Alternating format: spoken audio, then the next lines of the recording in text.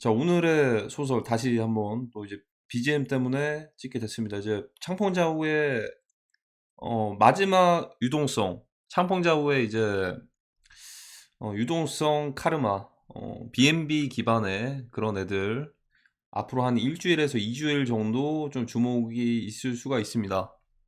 왜냐하면 이제 이거는 이제 금융시장에서도 이제 고래 싸움의 새우들이 등 터지는 건데, 예전에 FTX 거래소가 비슷하게 FTT 코인으로 폭락을 했던 것처럼 이제는 이제 중국의 BNB가 FTX 거래소의 FTT, 바이낸스 거래소의 FTT가 비슷한 상황을 직면할 가능성이 굉장히 높기 때문에 이 부분에 대해서는 아마 좀 이제 그런 일들이 발생하기 전에 마지막 BNB에 대한 수요가 있을 것이다라는 예상이 됩니다. 근데 이제 BNB에 대한 수요가 단순히 BNB 생태계뿐만이 아니고 요즘에는 또 이제 솔라나 기반의 민코인이나 그런 것들이 좀 솔라나 수요를 만들어내기 위해서 솔라나 그 민코인들이 좀 이제 주목을 받았던 것처럼 바이낸스에서는 BNB 생태계가 있기 때문에 약간 팬케이크 스왑이랑 이제 팬케이크 스왑이 솔라나의 레이디움과 같이, 그리고 이제 BNB 같은 경우에는 이제 솔라나 기반의 또 이제 민코인들처럼 BNB 기반의 민코인들이 조금 주목받을 가능성이 크다라는 거. 아마 근데 큰 그림으로는 아마 시장이 폭락하기 전에 마지막 기회일 겁니다. 폭락 전 마지막 기회. 그리고 이제 존 케네디 대통령에 대한 문서 파일이 공개가 됐습니다. 9만 장 정도가 됐었는데 그것들도 묻힐 줄 알았어요. 근데 공개가 됐습니다. 하지만 사람들이 주목을 그렇게 크게 안 하고 있습니다. 일단 왜냐하면 이제 지금 페이지가 세계대전으로 가고 있어서 그런 건지 다들 지금 전 세계적으로 나타나고 있는 뭐 이제 테러 같은 것들에 주목들을 하고 있습니다. 이게 좀 자극적이어서 그런지 모르겠지만 일론 머스크가 이런 얘기를 했습니다. 민주당에 뭔가 심하게 부패한 게 있다라고 하면서 테슬라 차량 이 폭발 사고가 이걸 테러로 규정을 해버렸습니다. 일론 머스크가. 그러니까 이게 불나고 있는 것들이 하필이면 테슬라 그쪽 폭발하고 하는 것들이 이거 뭔가 좀 테러 공격이나 스와팅을 통한 보수주의의 살해 시도를 비난하지 않았습니다. 뭐 이런 식으로 해가지고 뭔가 좀 이제 무언가 공격을 하고 있다 이런 얘기들을 하고 있습니다. 이게 자 근데 이게 중요한 게 아닙니다. 이게 중요한 게 아니에요. 다행히도 예상된 날짜들은 잘 비껴나간 것 같습니다. 다행입니다. 하지만 시간과 날짜는 중요하지 않습니다. 왜냐하면 지금 한국에 놓여있는 상황은요, 어디 뭐 중립에 설 수 있는 상황이 아니에요. 그러니까 중립에 선다라는 표현 자체가 말이 안 된다.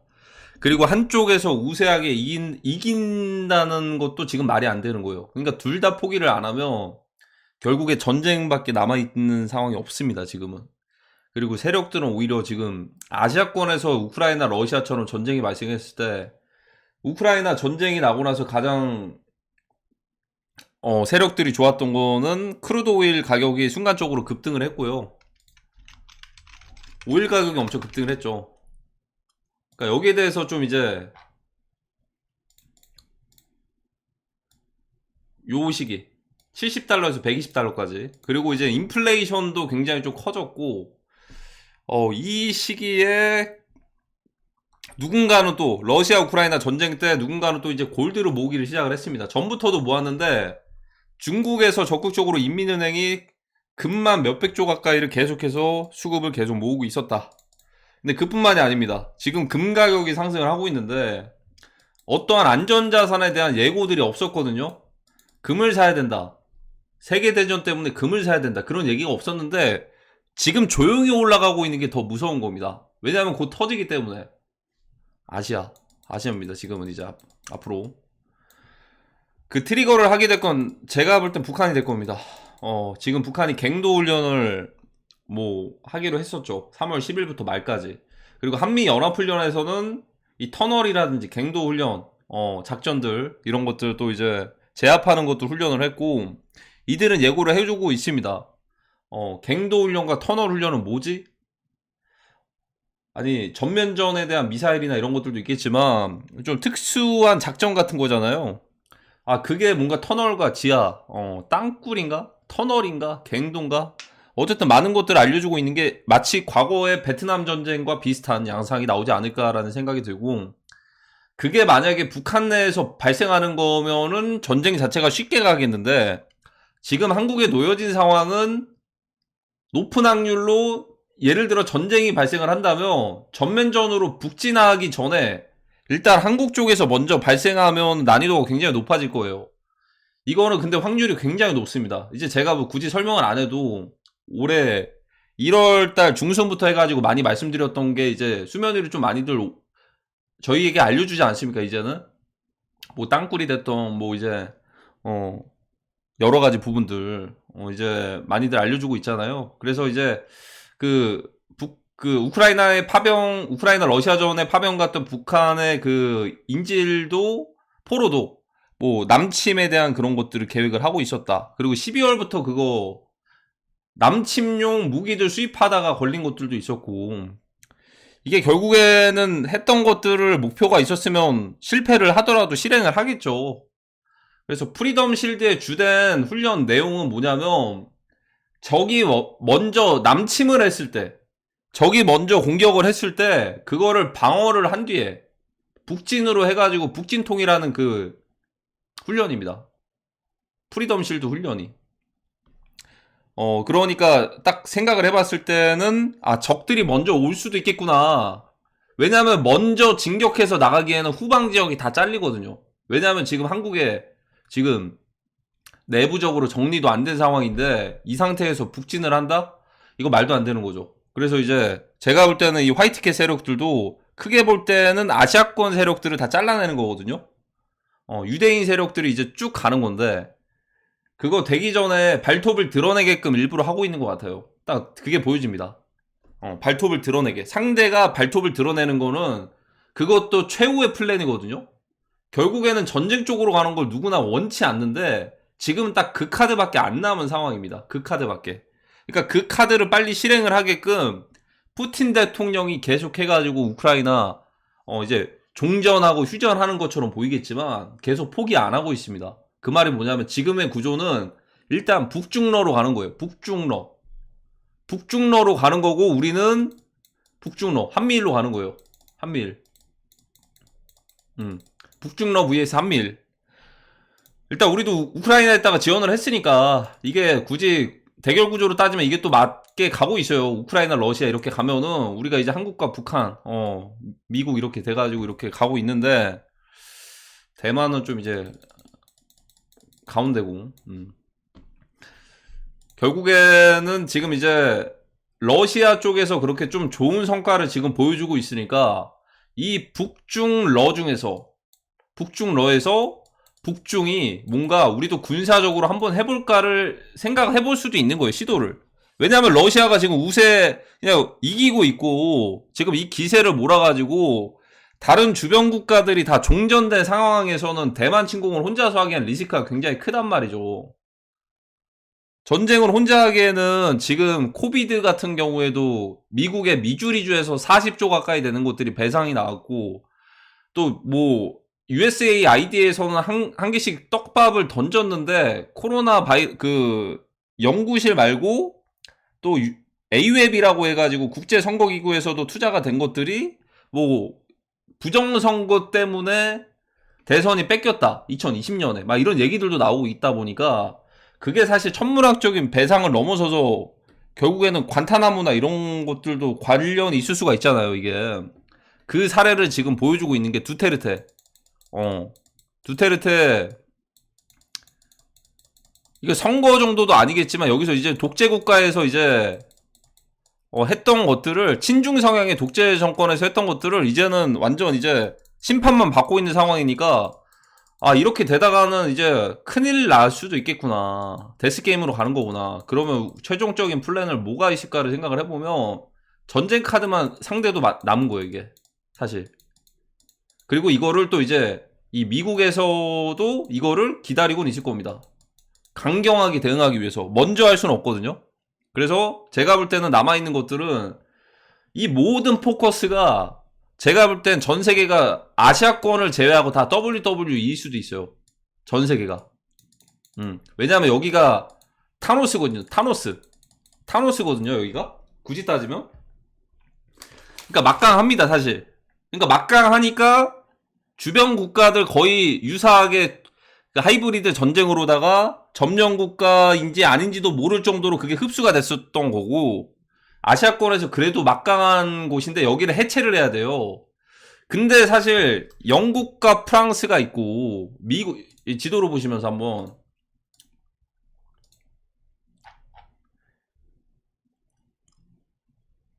나 이게 축소가 안 되네.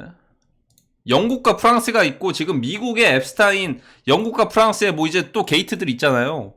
그리고 아시아도 있을 거예요, 이게. 그러면 여기서 딱 이제 유대계 세력들이 딱 좋은 포지션이 우리 다 같이 공개한다기보다는 여기만 그냥 이제 잘라버리면 돼요, 여기만.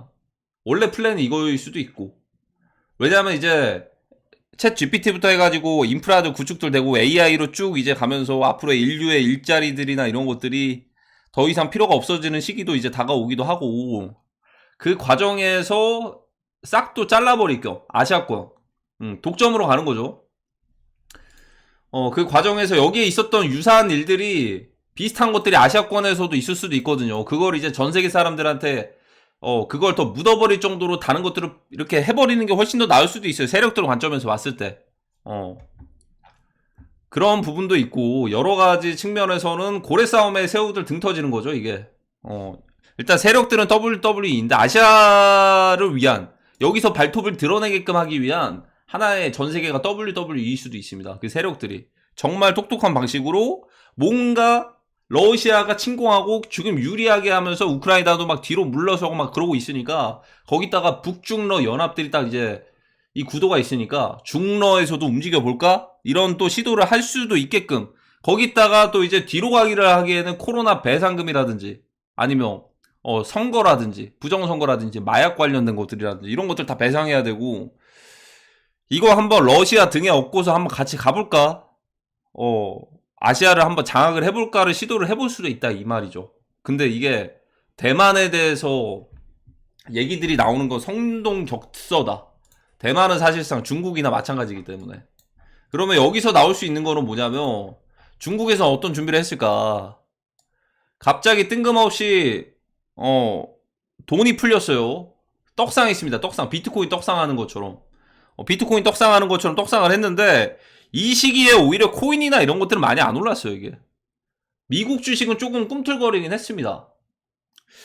근데 이렇게 돈들이 풀렸을 때 어차피 지금 중국의 미래가 한국일 수도 있거든요.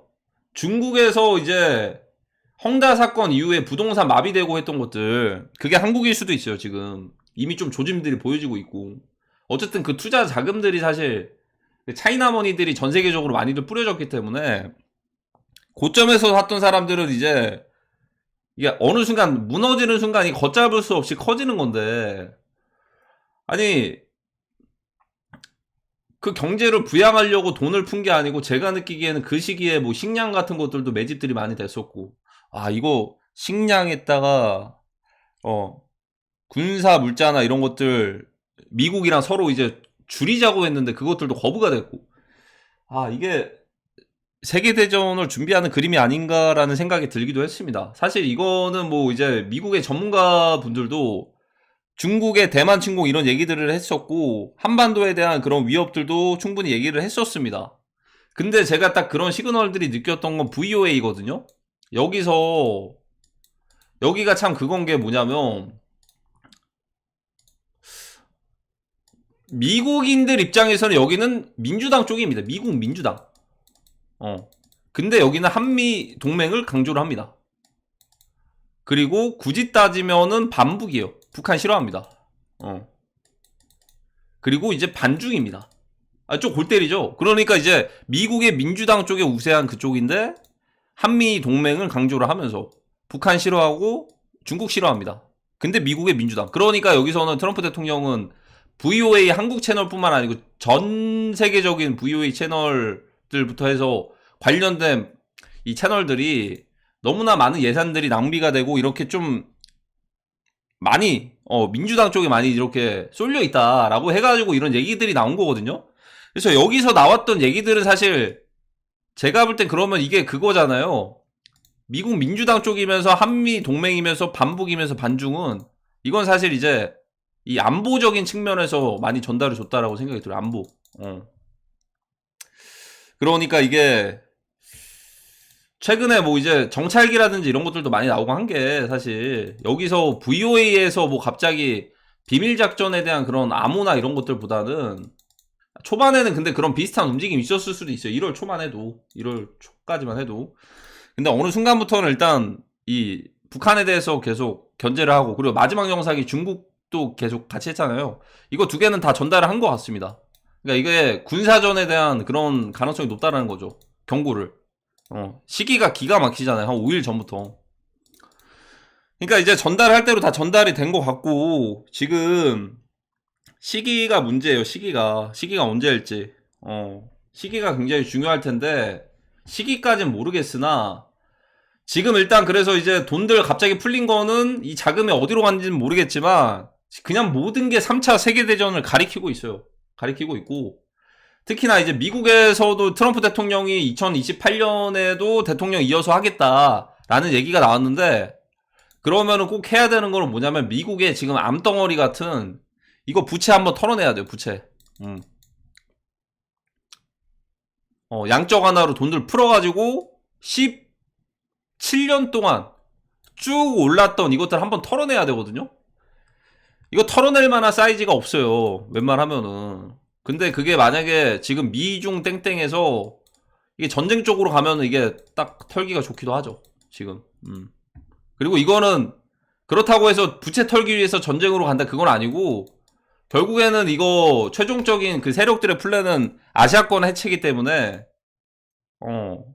지금 바뀐 거죠. 그러니까 이거는 미국의 마가 세력들한테도 그걸 알릴 수가 있는 게 이 사례들을 보여주면 이 화이트캣의 세력들에 대한 의지를 우리가 이런 플랜대로 잘 가고 있다를 알려주기도 쉬워요. 이게 무슨 말이냐면 어차피 전쟁 쪽으로 가가지고 상대가 발톱 드러내면 마치 일본에서 원자폭탄 투하한 것처럼 진주만 공습하는 것처럼 그거 되기만 좀 기다리면서 들어왔을 때 강경 대응을 하는 건데 조금 약한 척하면서 움츠리다가 이게 원래 그러니까 플랜은 화이트캣과 블랙캣의 그 관점들이 나온 게 막 엄청 오래된 게 아니거든요. 그러니까 트럼프 대통령 선거 뺏기고 그 시기 거의 사람들이 많이 본 게 이 시기 때 많이 나왔단 말이죠. 이때 거기서 나온 게 뭐 이제 엘리트들의 그런 뭐 이제 기트모에 대한 뭐 체포라든지 이런 것들이 많이 나오고 이제 이런 것들을 폭로하겠다 이런 게 나왔는데 크게 봤을 때 아시아권을 따지고 보면 예전에 공개가 됐던 그 국가 그거 있죠. 단일 국가 그게 이렇게 합쳐져 있잖아. 한국이랑 중국이랑 거기다가 여기 베트남이랑 이제 뭐 캄보디아였나? 이렇게. 근데 이거를 만약에 화이트캣 세력들이 결국에는 한반도 전쟁에서 북진 통일 이후에 조금 더 이렇게 가져오고 그 플랜을 깨버리면 미국의 마가 세력들한테도 할 말이 있는 거죠. 아, 우리 플랜대로 잘 가고 있다. 원래 단일 계획이었는데 아시아는 여기, 여기는 여기 이렇게 단일 계획인데 이거 자체 깨졌다. 우리는 보이지 않게 싸움들을 하고 있다. 계속해서. 그리고 미국 같은 경우에는 빠르면 2017년부터인데 2020년부터 계속 싸워왔거든요. 한국에서는 그런 게 없기는 했어요. 굳이 따지면 뭐 이제 우한 갤러리 이런데 이거는 뭐 이제 그런 건 아니죠. 그러니까 저희는 일단은 초반엔 배제가 된 건데 최근에 그래서 막 작년 말부터 해가지고 그게 트래픽이 적극적으로 좀 밀어주길래 아 우리한테 그런 기회를 주나라고 생각을 했거든요. 근데 사실 그것보다는 제가 볼 때는 이 군사적인 전쟁 되기 전에 아 이거 심각한 상황임을 인지시켜주는 게 아닌가. 왜냐하면 지금 국제정세는 미국에서 4년 동안 그러니까 트럼프 대통령 이거 4년 동안 기다려줬단 말이죠. 20년부터 24년 대선까지. 우리는 지금 그거 기다려줄 시간이 없는 거예요. 그리고 텀도 좀 다르기도 하고 이때는 선거가 뺏겨가지고 복귀하는 건데 지금은 이제 이게 비슷한 게 윤통님 복귀하시고서 그것들을 다 이제 일거에 척결을 하거나 뭔가 제도적인 것들 바꾸고 이런 건데 사실상 그거를 실행하기가 쉽지가 않아요. 이게 그러니까 그걸 실행하려면 어쩔 수 없이 전쟁으로밖에 갈 수밖에 없어요. 그러니까 이게 평화롭게 가서 법적으로 가는 거는 그거 말이 안 된다 이겁니다. 그러니까 전시 상황일 때는 그게 되는데 전시가 아닐 때는 그렇게 순조롭게 가기에는 힘들어요, 그게. 왜냐하면 그거를 강행해가지고 하나씩 바꾸려고 하거나 뭔가 뭐 있으면은 상대 입장에서는 1대 다수예요, 어떻게 보면. 그러니까 예를 들어 100만 명이 있어요, 반대로. 한 분이잖아, 한 분, 만약에. 여기서 이 중에서 한 명이 일본의 아베 총리처럼 그렇게 해버리면 되는 거예요. 정말 극단적으로 갔을 때. 그러니까 리스크가 굉장히 크고, 그 화이트캣 세력들도 그런 짱구를 굴려봤겠죠. 그러니까 이게 굉장히 사실상 구조적으로 말이 안 되고 힘든 거죠. 힘든 거니까 결국에는 이것들을 이 하나의 물갈이나 이런 것들이 되려면 전쟁밖에 없는 거예요, 이게. 지금 딱 그렇게 가고 있는 것 같고. 그래서 이제 부채도 털어내기도 딱 좋은 겁니다, 지금이. 그래서 이제 그 전에 스타링크 같은 경우에는 제가 볼 때는 우리 이미 인터넷 잘 쓰고 있는데 스타링크가 뭐가 필요하겠습니까? 저는 하나의 시그널이라 봤거든요. 3월 달부터 한국에서 이제 국내 출격이 된다라고 얘기들 나왔죠. 그리고 베트남에서도 3월 달에 스타링크 진출 신속하게 허가할 것이라고 얘기가 나왔습니다. 저는 여기서 어떤 시그널로 느껴졌냐면, 자, 여기서 군사적으로 갔을 때 일본은 이미 공급이 됐습니다, 스타링크. 왜 한국이랑 대만이랑 이쪽은 왜 안 됐을까? 대만은 아직 얘기 없어요. 지상전을 했을 때는 이제 유일한, 지상전을 할 수 있는 유일한, 국가가 지금 이제 동남아시아 쪽에서는 베트남이고요. 이제 이 아시아권, 이 중국을 겨냥하고 있는 이쪽에서는 일본이랑, 이쪽은 이제 한반도죠. 여기가 이어져 있는 게 아니잖아. 일본이랑 중국이랑. 그러니까 이쪽에서 진격을 해가지고 군사적으로 가가지고 이렇게 쪼일 수 있는 포인트가 여기 두 개밖에 없어요. 베트남이랑 한국. 그러니까 저는 스타링크가 의미심장하다. 아니 대만은요. 대만은 사실상 중국이랑 같이 보는 경향이 있습니다. 그리고 여기는 사실상 아니 착륙할 수 없잖아요. 미국에서 여기서 착륙해가지고 갈 수는 없잖아요. 미군들이 이미 그거 자체가 리스크가 굉장히 크잖아요. 근데 여기서 그러니까 여기서는 이제 동남아 쪽에서는 베트남, 한국 쪽에서는 이제 여기 한반도 쪽에서는 이쪽이 지상전까지 해가지고 전략적으로 군사적으로 압박을 줄 수 있는 마지막 구간이다. 최후의 저항선 같은 거죠. 그래서 이제 베트남 같은 경우에는 조금 골 때리는 게 뭐냐? 이 베트남은 공산주의잖아요. 공산주의고 중국이랑 같은 공산주의인데 오히려 반중 성향이 굉장히 강합니다. 예전에 뭐 티베트랑 막 이런 것들 사건들 때문에 베트남에서도 시위 한번 한 적도 있고 여기는 굳이 따지면 반중과 반미 성향을 이렇게 나눠가지고 보면 반중이 한 80% 90%예요. 오히려 같은 공산주의인데 반중이 더 큽니다. 그래서 그 심리를 미국에서는 좋게 바라봤던 것 같습니다. 반중이 크니까. 그건 또 이제 한국을 바라본 것도 마찬가지입니다. 사실상 이제 자본이라든지 자산이라든지 이런 것들은요. 미국 자산보다도 중국 자산이 한국에 더 많습니다. 자본들의 흐름들을 보면은. 근데 왜 한국을 선택할 수밖에 없냐면 우리가 아시아권에서 군사전으로 갔을 때 최후의 저항선이나 마찬가지고 그래도 예전에 이제 군사적으로 움직였을 때요.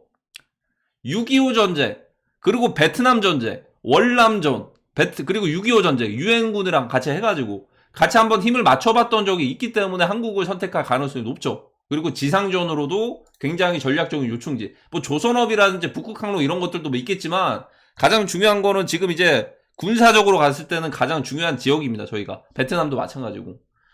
그리고 이제 이미 자본들이나 미디어나 모든 것들이 그냥 모든 부분들이 다 이제 중국이랑 미국이랑 경쟁을 했을 때는 다 중국 쪽으로 다 이제 넘어갔단 말이죠. 그 상황에서 합법적으로 간다? 절대 못 이깁니다.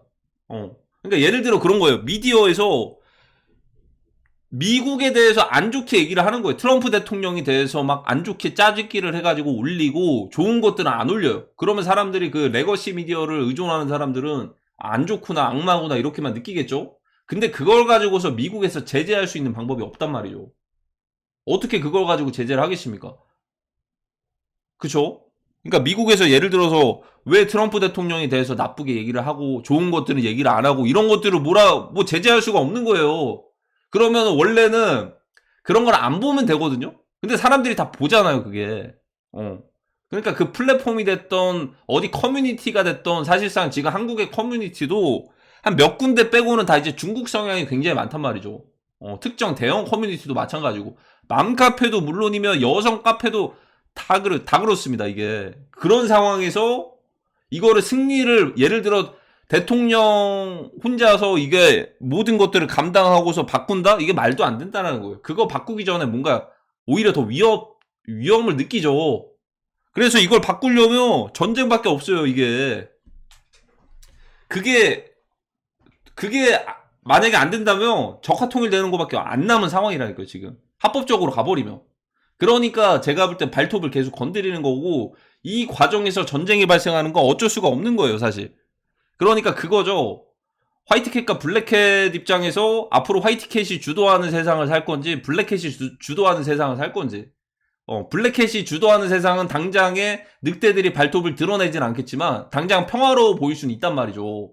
근데 나중에는 발톱을 드러냈을 때는 그때는 감당하기 힘들어지는 거고, 화이트캣이 추구하는 세상에서는 조금의 통제라든지, 뭔가 이끌어가는 것들에 있어서 강압적인 것들보다도 뭔가 어떻게 보면 종교적인 관점에서 보면은 약간 뉴럴링크라든지 이런 것들 때문에 좀 이제 거부감이 있을 수도 있겠지만, 이미 저희는 그 화이트캣 세력들이 추구하는 세상에서 살고 있어요, 지금.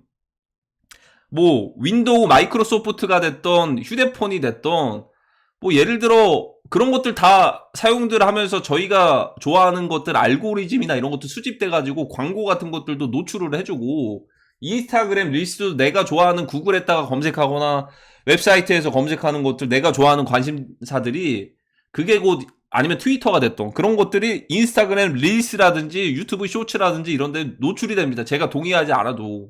그러니까 그런 시대에 이미 살고 있어서 제가 볼 때는 그래도 블랙캣 세력들이 꿈꾸는 것보다는 훨씬 더 낫지 않을까요?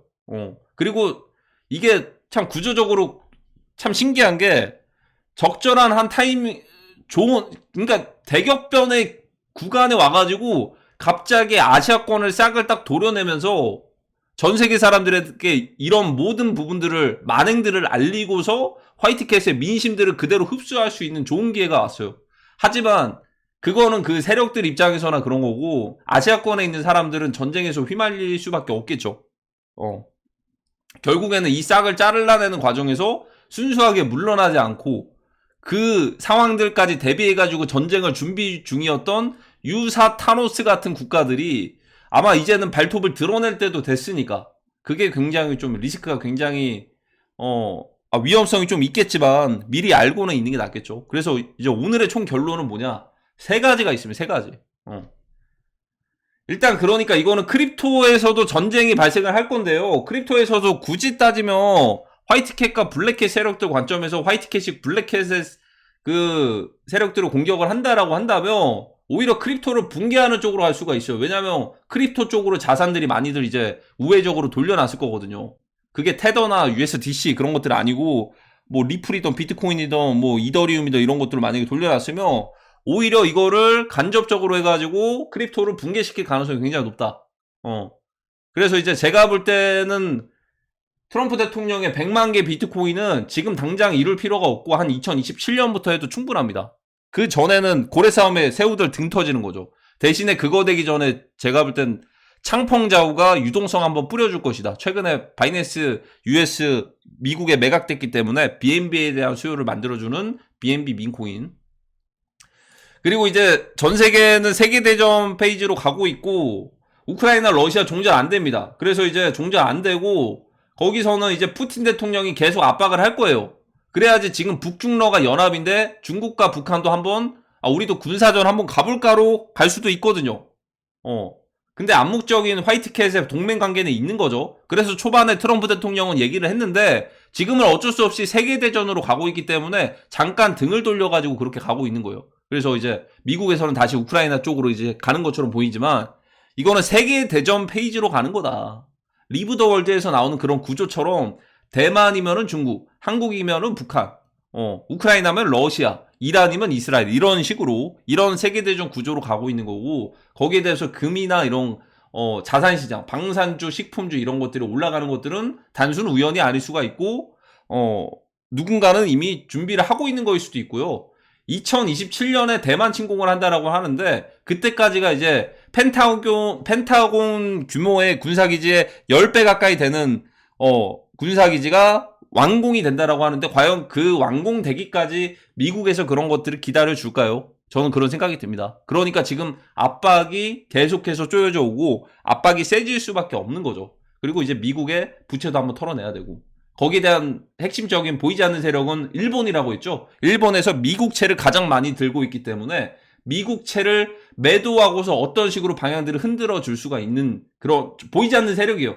그러니까 말 그대로 만약에 지금 일본이랑 미국이랑 외교적으로 뭔가 좀 안 좋아져가지고 일본이 마음 먹고서 미국채를 다 매도해버리고 엔화를 다 사들이잖아요. 그럼 미국 파산합니다.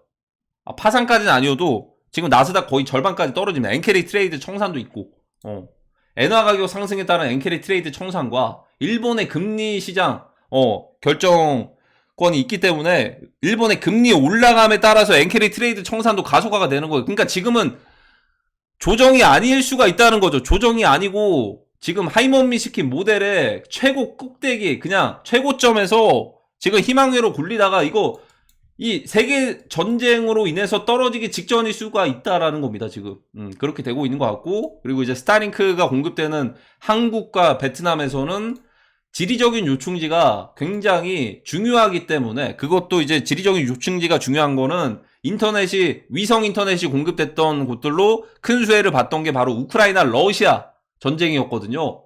그래서 이게 세력들은 많은 시그널을 주고 있는데 이 지정학적인 위치가 굉장히 좀 중요하기 때문에 이거는 전쟁 관련된 시그널일 가능성이 굉장히 크다. 이 정도까지가 있을 것 같습니다. 그래서 이제 오늘의 소설은 조금 단축을 했는데도 좀 길어졌네요. 여기까지 하도록 하겠습니다.